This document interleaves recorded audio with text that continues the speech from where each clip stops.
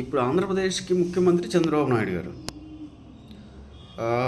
ఆయన తర్వాతకి ఇప్పుడు లోకేష్ బాబు గారు ముఖ్యమంత్రి అనేసి అని అంటున్నారు. ఒకవేళ అయితే లోకేష్ బాబు గారు అవుతారు. ఒకవేళ లోకేష్ బాబు గారు కూడా ముఖ్యమంత్రిగా అర్హులు కాదు అనేసి వస్తే ఆ తర్వాతకి బాలకృష్ణ గారు పోటీకి వస్తారు. సో వీళ్ళు ముగ్గురులోనే అవుతారు. అంటే పవన్ కళ్యాణ్ గారు ముఖ్యమంత్రి కావడానికి అవకాశాలు లేవు.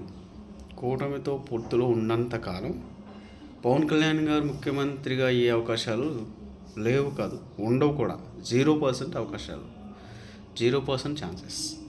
ఒకవేళ పవన్ కళ్యాణ్ గారు ముఖ్యమంత్రి కావాలని ఖచ్చితంగా కోరుకుంటే ఆయన కూటమి ప్రభుత్వం నుంచి బయటికి రావాలి, 175 సీట్లలో పోటీ చేయాలి. 175 సీట్లలో పోటీ చేసి మెజారిటీ సీట్లు గెలవాలి. అప్పుడు ఆయనకి పవన్ కళ్యాణ్ గారికి ముఖ్యమంత్రి అయ్యే అవకాశాలు ఉన్నాయి. సో అంటే అప్పటిదాకా కూటమి ప్రభుత్వంతో కలిసి నడవాల్సిందే అన్నమాట. ఓకే, పవన్ కళ్యాణ్ గారు.